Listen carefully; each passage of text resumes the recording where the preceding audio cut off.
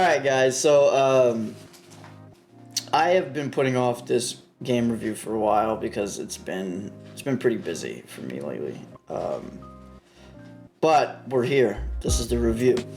And what game are we talking about today? So I did a series recently on this game that was actually recommended to me.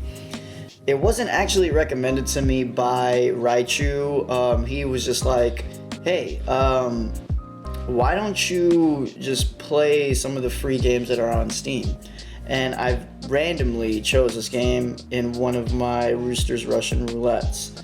And I came across it, and as I was playing it, I started to find myself getting really involved in it. Alright, so this game is a free game on Steam, 100% free. Now, what is the synopsis? What is this game about? So, Left on Red is a choice-driven narrative platformer about the harsh realities of modern age communication. You play as a college freshman, texting your crush over the long period of quarantine. You must carefully choose dialogue choices to keep the conversation interesting and the relationship alive as you do your best to not get left on red. That's pretty much what it says on the page for the game. Right, so I have a couple of notes here, so I'm going to be looking off to the left every now and then just to, read through my notes that I have going on here. But the developer is Weston Bell Gades, or Jetties. I don't know how to pronounce that. And the publisher is Spookulele Games and Silverside Studios. All right, let's get into the review, guys. Let's get into the review. So, when it comes to my reviews, I don't do like really in-depth things. I don't go like game mechanics and shit like that. I just tie it into two simple subjects, which is the pros and the cons. All right, which is pretty much things I liked about the game, things I didn't like about the game, right? So we're gonna start off with the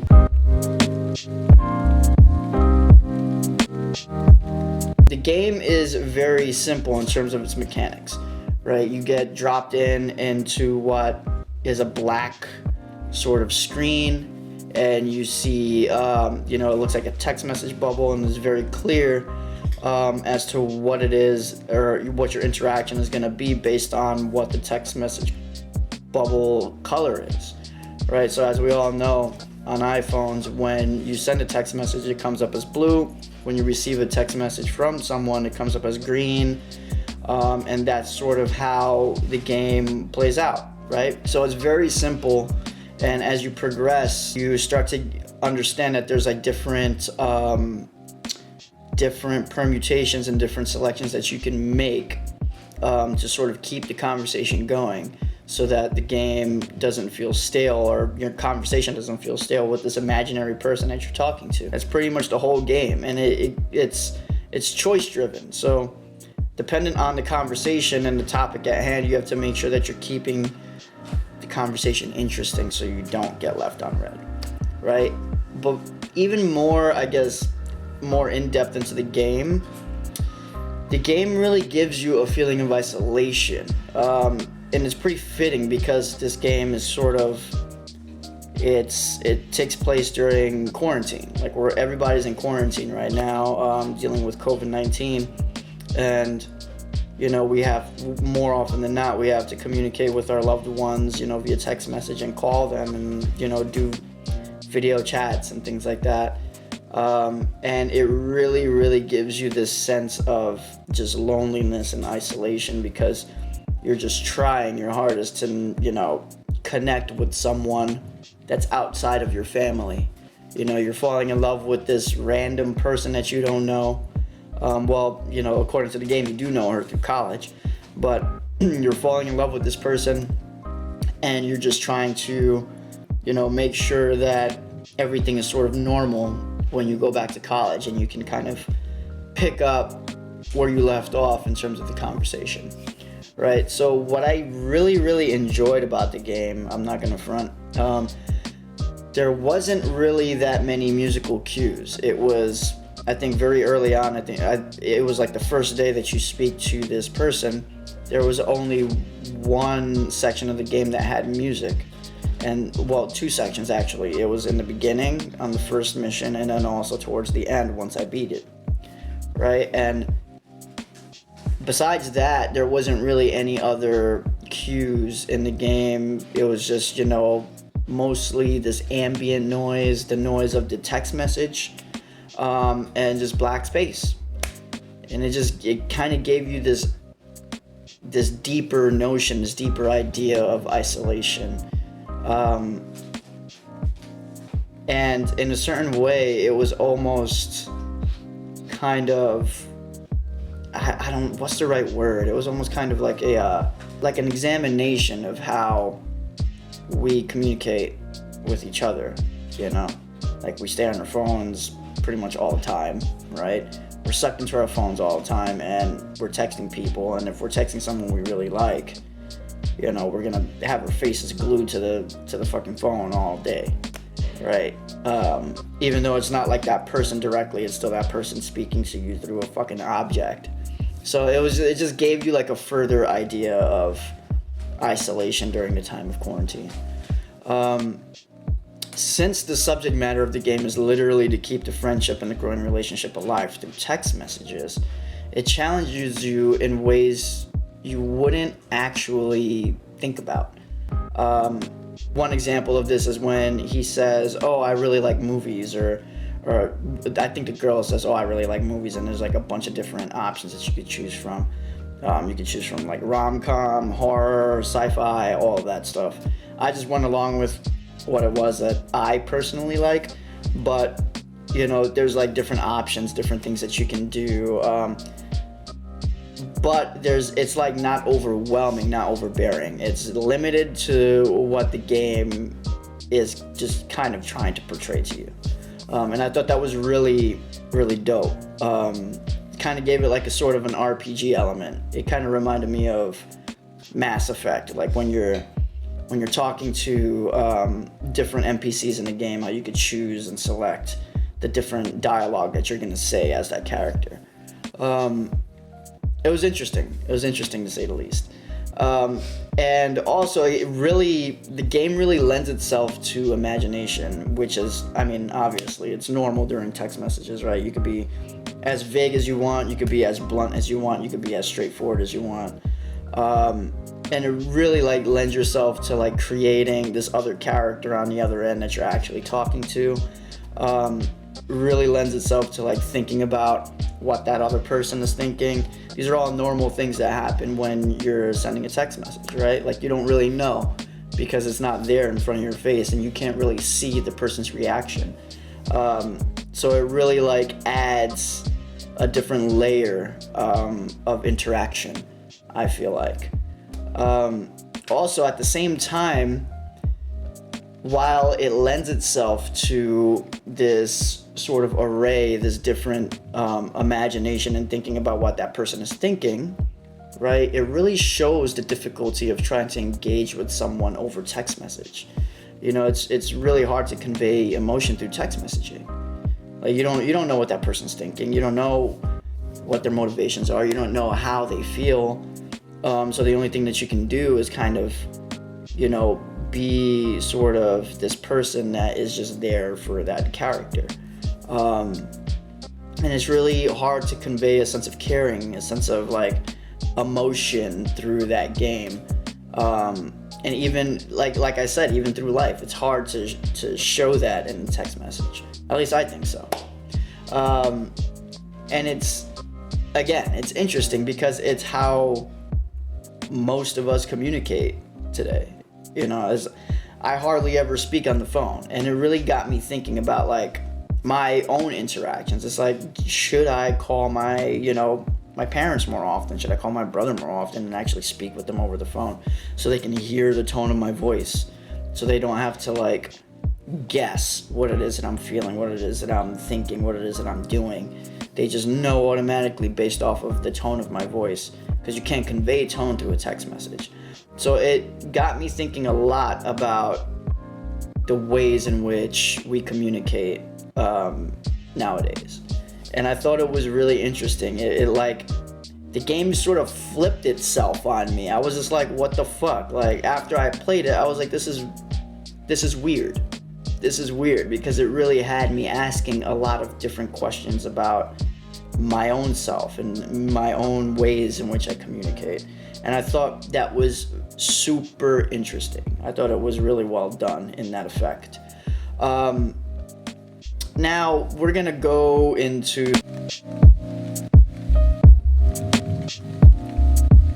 I know a lot of the pros are sort of like psychoanalytical, but I think that was sort of the point of this game, which I liked, because it really got, you know, the player engaged into it, and also asking a lot of questions about a lot of different things socially in the ways that we communicate. But at the same time, the cons in this game, it like, okay, let's get into it, right? So the narrative of the game, it dragged a bit towards the end. I kind of felt like, and I don't know if this was the purpose, but, you know, I felt very lost when I wasn't receiving, you know, responses. I was sort of, I don't know, it just felt like filler to me. It didn't necessarily take me out of the game. It just felt like filler. And I know it's like part of the story, but I don't know what my question is I don't know if that was the point. If I was supposed to get like angry and frustrated with what was happening in the game. If I was supposed to be like annoyed by what was happening. And if that was the point, shit, fucking congratulations. You guys hit it on the head, because I was getting really annoyed like towards the end, because I wasn't getting anything from the person that I was texting. I was literally sending text messages, not getting anything back. And I thought I was losing, you know? I thought I was losing the game. But then it like flipped itself towards the end, and I ended up winning, and I was like sort of confused by that. Yeah, I found myself getting really impatient for responses, or angry when my character deleted perfect responses. That was stupid. Can we get a response? Can something happen? What is happening? That's crazy. Oh shit. That's crazy.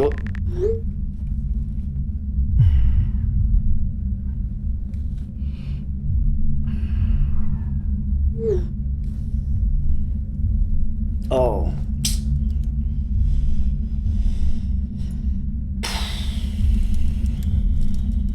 I thought he was just gonna send that's crazy. My man said, who's the father? Can't wait for next year though. I feel like we're not ready. Oh, fuck. I want that one. But the worst part of life is waiting unless I have... Do not... No. No. Please don't fucking send that.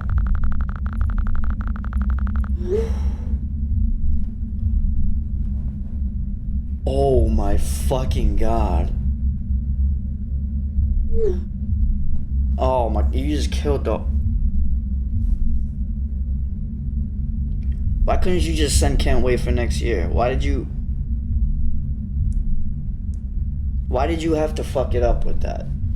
Like, honestly, what is that? He would just delete the text message that he was going to send, or just send an elongated, fucking crazy emo text message. And that shit drove me up the fucking wall. It's like, dude, why would you do that? Why would you do that? I wish they had like a way, I don't even know if it's possible to even create a game like this, but a way that you could actually type in and then something responds back to you based off of what you're typing. That would be really dope. That would be really cool. But honestly, I don't really have that many cons when it comes to this game. Those were really the only two cons, and I don't know if that was the purpose of the game, to do those things intentionally to make you feel in that way. I just don't know, to be honest. But regardless, I thought that the game was really well done. I thought it was a very simple game, and the simplicity really it had me thinking a lot about the ways in which, like I said before, the ways in which I communicate with people, the ways in which I communicate with my family, with my friends, with my loved ones. I thought it was really thought-provoking. It made me ask myself a lot of questions about the ways in which I communicate with people. And I thought that was really interesting that a game could actually do that. It's very wholesome, at the same time extremely funny, humorous. There were so many points in time where I was just like laughing my ass off in this game, trying to figure shit out. And because of the fact that there's no dialogue coming back to you, like nobody's reading it back to you, it really like, it lends itself to so much imagination. It's just great. Also, another con that I had was the the realistic mode. I don't know if anybody's ever played the realistic mode, but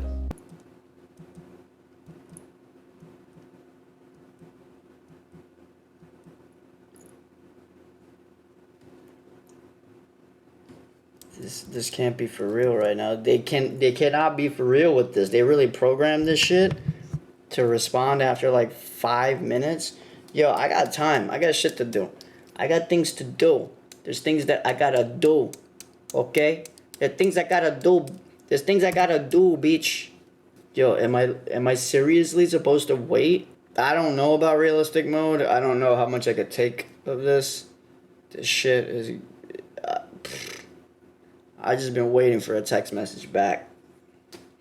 So, yeah, that's the game, guys. I don't think that I could ever play that. I don't think that I would ever, because it's pretty much like having your phone, right? Like you send a text and then like you put it down. But I'm not gonna have a fucking game up waiting for some robot to text me. Like I'm not gonna do that. That's not what's gonna happen. I didn't like the realistic mode at all, and to me, it's insane that the developers actually programmed the game to have this in the first place. Like that's fucking nuts to me. It's great on their part, you know, but for me personally, I just couldn't sit there waiting for like 20-30 minutes for a text message back. I just couldn't do it. Okay. But the grade that I'm going to give this game, I'm going to give it an overall grade of 6. And it has absolutely nothing to do with the cons. It has absolutely nothing to do with the pros. The reason why I'm giving it a 6 is because it's a free game, right? It's a free game that has a message, and the message is simple, but it's conveyed brilliantly throughout the game. I feel because the game was free, it had limitations. And I feel like because of that fact, if they were given a bigger budget, they could have used some of those selections that, you know, you go on and you like select something and kind of take in the story in a different route. Like it would have been really super interesting if like, you know, you choose the mean route, right? Like you say, oh, like thank God I don't want to speak to you, or you're so annoying, in those moments that, you know, the other character on the other end has started to take like a more horror tone or a more serious tone, into a sense that, you know, the person on the other end, because she's feeling so emotionally detached, that she ends up killing herself, something like that. I know that's like super dark, but yeah, I also don't even know if that's something that can happen in the game because I didn't explore it, but I feel like that's something that could be explored through this game. It has so much more potential, and I feel like it can be built on, and there's so many different avenues that you could go on and take this game. And this game essentially could be several different games. It could be a romantic comedy, it could be a romance, it could be a romance story, it could be a horror story, it could be fucking everything, just simply through text messages. Like that's insane to me. It really is insane to me. And I never thought that I would have so much fun playing a game that was solely based on that, you know? And I mean, regardless of my grade, right, I still think that this game has so much potential if they just took it, or if someone else took it and just like went with it. That's part of the reason why I'm giving it an overall grade of 6. Not because it's a terrible game, because it's not. It's a whole lot of fun.